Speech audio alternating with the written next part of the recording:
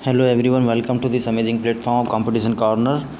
आज हम लोग डिस्कस करने जा रहे हैं व्यापम के थ्रू जो ITI ट्रेनिंग ऑफिसर की वैकेंसी 2016 में आयोजित की गई थी, जिसका पेपर है 9 नवंबर 2016 को 3 बजे वाली जो शिफ्ट है आपकी, इसमें ड्राइंग मैथ्स का जो पेपर हुआ था उसे हम लोग आज डिस्कस करने जा रहे हैं। इस वीडियो में हम लोग केवल टेक्निकल सेक्शन देखेंगे। तो चलिए शुरुआत करते हैं हम। तो आपका इसमें क्या होता है, ITI TO में व्यापम के थ्रू जो एग्ज़ाम होते हैं उसमें आपका 25 नंबर का होता है नॉन टेक पोर्शन और 75 नंबर का होता है आपका टेक्निकल पोर्शन। ठीक है, तो 75 नंबर का जो टेक्निकल पोर्शन होता है उसे अपन देखेंगे।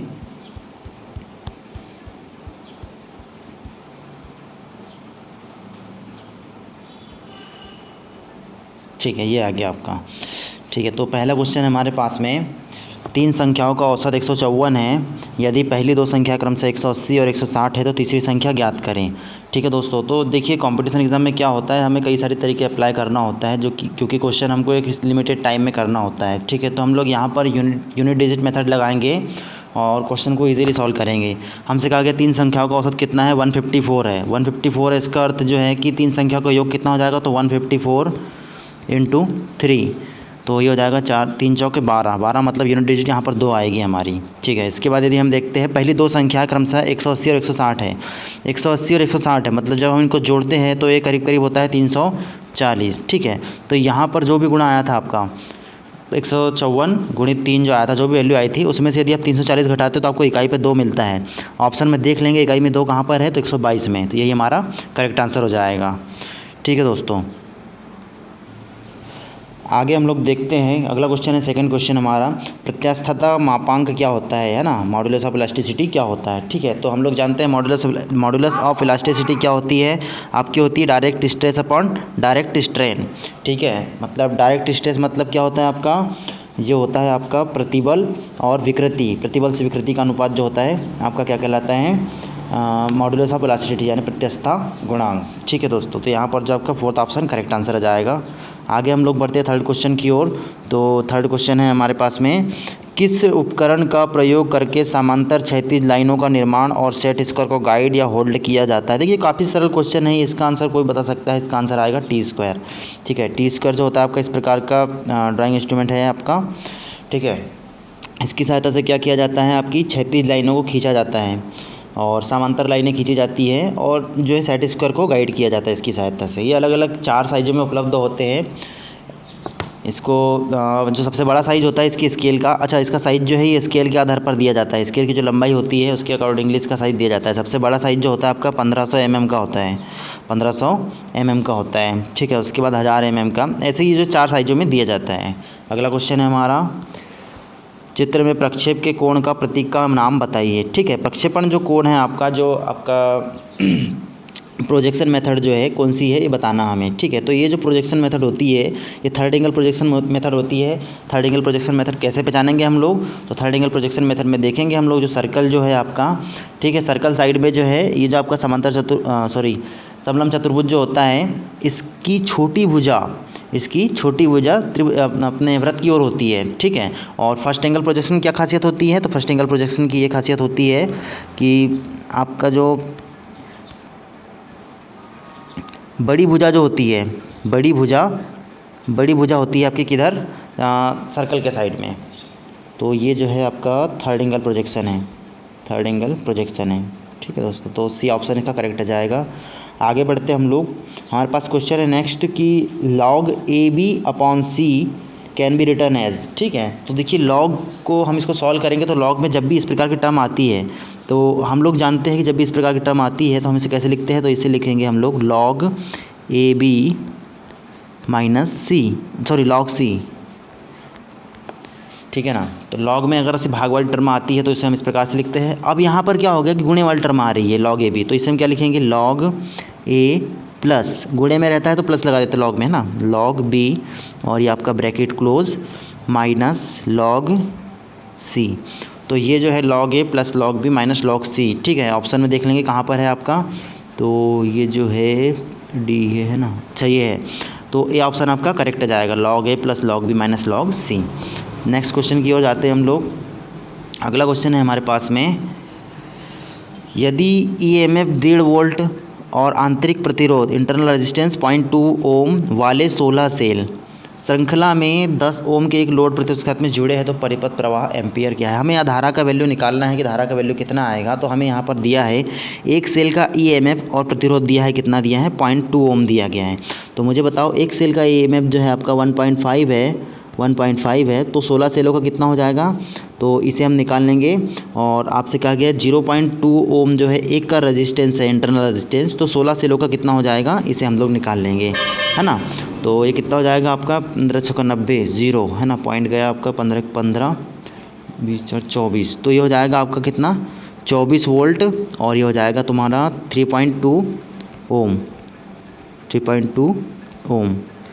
ठीक है, अब जो है हमें निकालना है धारा। तो आप लोगों ने एक फार्मूला पढ़ा होगा कि जो ईएमएफ जो होता है आपका वो किसके बराबर होता है, तो करंट इनटू इंटरनल रेजिस्टेंस है ना स्मॉल आर और एक्सटर्नल रेजिस्टेंस कैपिटल आर। तो ई कितना दिया है अपने को 24 वोल्ट दिया है, ई दिया है आपको 24 वोल्ट, ई दिया है आपको 24 वोल्ट और आपको आई निकालना है। ठीक है, तो आप क्या करेंगे आई को यहाँ रख देंगे और R plus R, capital R कितना दिया है आपको 10 ओम दिया है कैपिटल आर और स्मॉल आर कितना है आपका 3.2 ओम। इसका अर्थ क्या है कि आपका टोटल कितना हो जाएगा, ये हो जाएगा 13.2 ओम। ठीक है, तो 13.2 ओम। इसको आगे हम लोग सॉल्व करेंगे, हो जाएगा 240/132। तो इसे हम लोग सॉल्व करेंगे, तो इसे सॉल्व करने के बाद आपका आंसर आ जाएगा 1 हाँ ये आ जाएगा आपका 1.81। इसको सॉल्व करने के बाद आपका करेक्ट आंसर आ जाएगा 1.81। तो 1.81 जो है आपका करेक्ट आंसर है। ठीक है, आगे बढ़ते ठीक है आगे बढ़ते हैं हम लोग। अगला क्वेश्चन आपके पास में वृत्त के अंदर स्थित वृत्त के अंदर स्थित वृत्त जिनके केंद्र अलग अलग हो। देखिए केंद्र अलग अलग है, मतलब एक वृत्त ये है और इसके अंदर एक वृत्त स्थित है। ठीक है, लेकिन यहाँ पर केंद्र समान है आपके, और एक वृत्त ये है और एक वृत्त ये है। ठीक है, इसका केंद्र आपका यहाँ पर है और इसका केंद्र यहाँ पर है, तो केंद्र अलग अलग हैं। ठीक है, तो इन्हें केंद्र अलग अलग वाले वृत्त को हम लोग कहते हैं इसेंट्रिक मतलब उत्केंद्र वृत्त, और जिनके केंद्र समान होते हैं उन्हें हम कहते हैं संकेंद्री मतलब कॉन्सेंट्रिक सर्कल। ठीक है, तो ये इसका करेक्ट आंसर जाएगा आपका उत्केंद्र वृत्त, ये वाला करेक्ट आंसर जाएगा। आगे बढ़ते हैं हम लोग क्वेश्चन नंबर 8 की ओर। तो क्वेश्चन नंबर 8 में दिया गया है आकृति में चित्रित बोल्ट का प्रकार बताइए।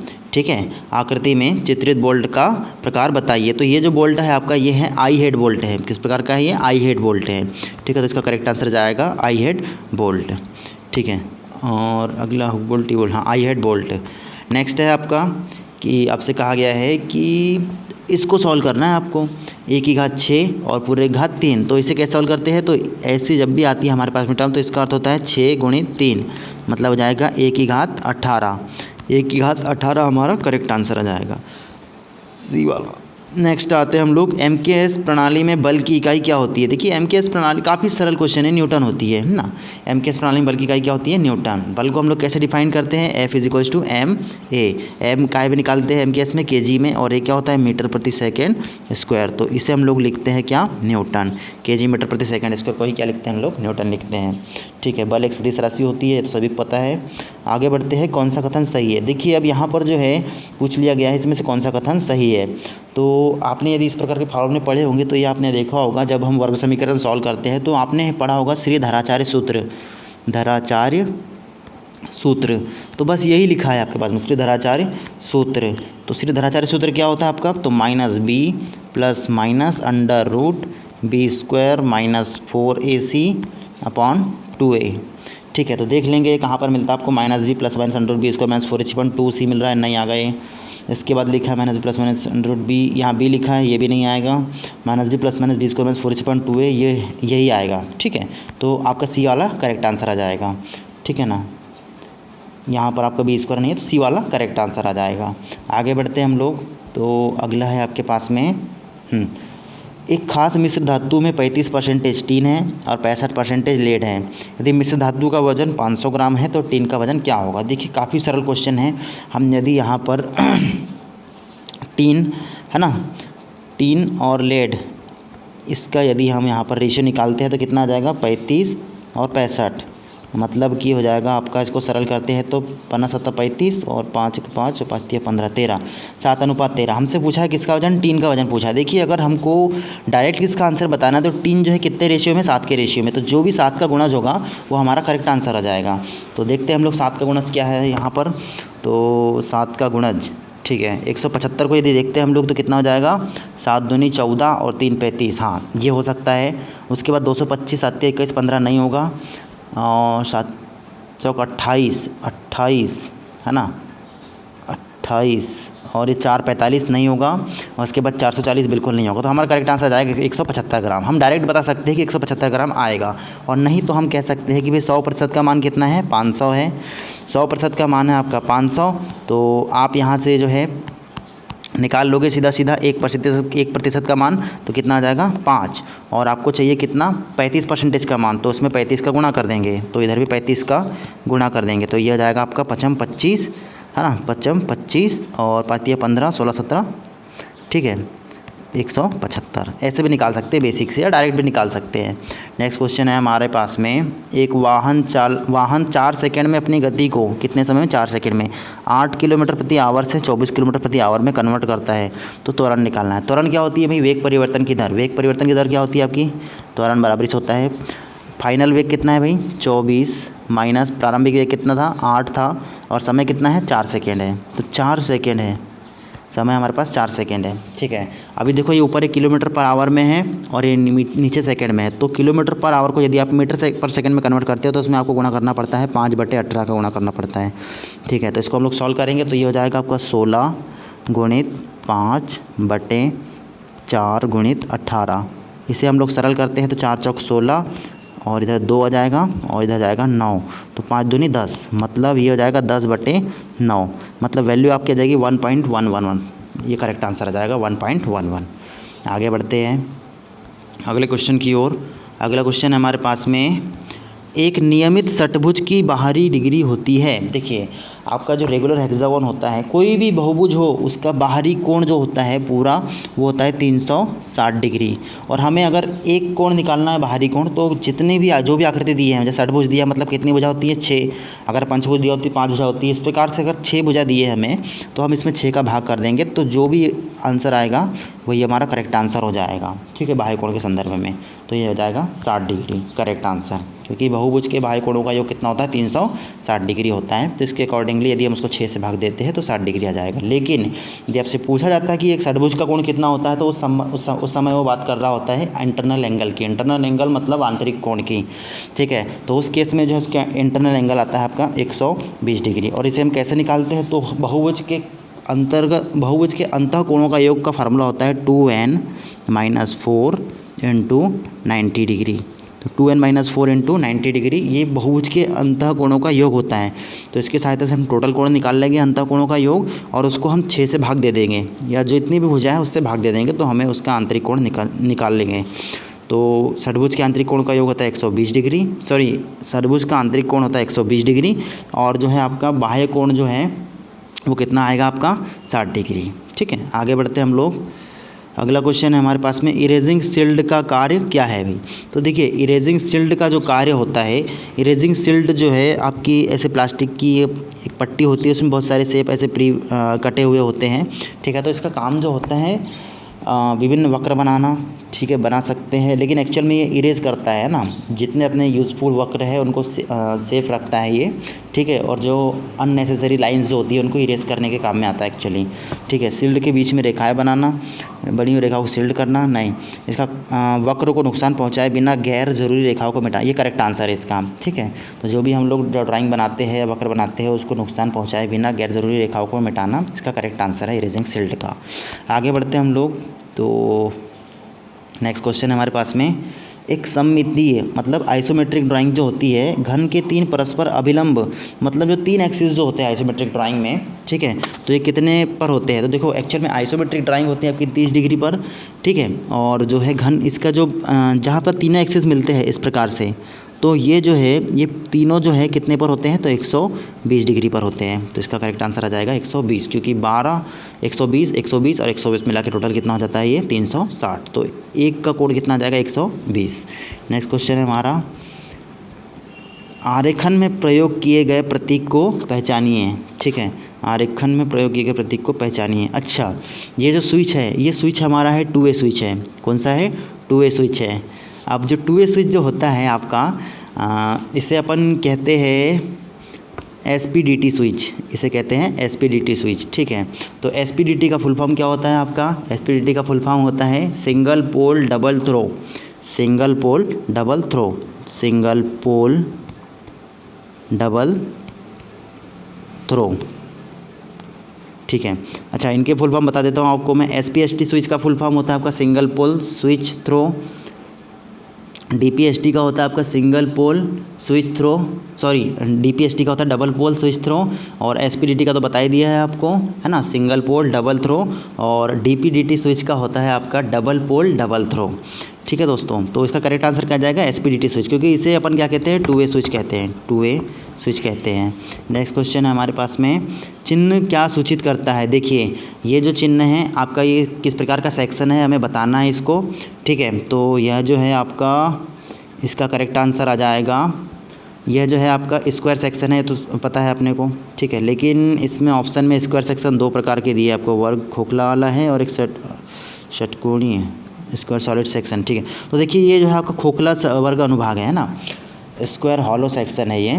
ठीक है, इस प्रकार के अलग अलग सेक्शंस होते हैं आपके, जैसे T सेक्शन हो गया, I सेक्शन हो गया, ठीक है, चैनल सेक्शन हो गया आपका।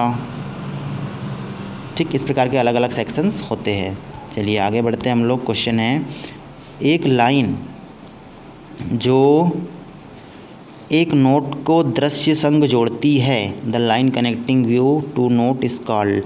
ठीक है, तो देखिए एक लाइन, वह लाइन बताना हमें जो कि आपका जो भी ड्राइंग बना है या जो कुछ भी व्यू बना है जिससे एक सर्कल बना है। ठीक है, सर्कल को डाया को आप डिफाइन करना चाह रहे हो।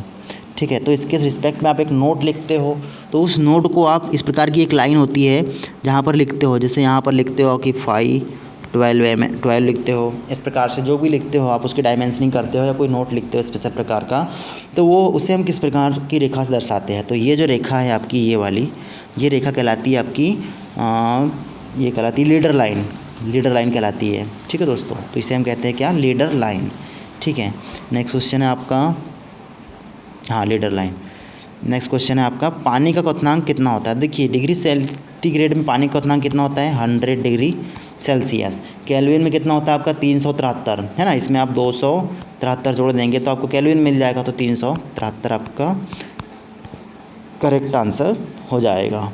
ठीक है, इसके बाद नेक्स्ट है, अच्छा तापमान की कौन कौन सी, तापमान मापने की कौन कौन सी इकाई होती है? डिग्री सेंटीग्रेड होती है आपकी, र्यूमर होती है, केल्विन होती है, और एक क्या होती है? फ़ारेनहाइट होती है। तो इस प्रकार की 4 प्रकार की इकाई हम लोग प्रयोग करते हैं। ठीक है, तो आज के लिए इतना ही, है ना। 20 क्वेश्चन हम लोग कवर कर चुके हैं, और नेक्स्ट जो क्वेश्चन है हम लोग अगले पार्ट में कवर करेंगे। ठीक है, तो चैनल को आप लाइक शेयर सब्सक्राइब करें। ओके दोस्तों।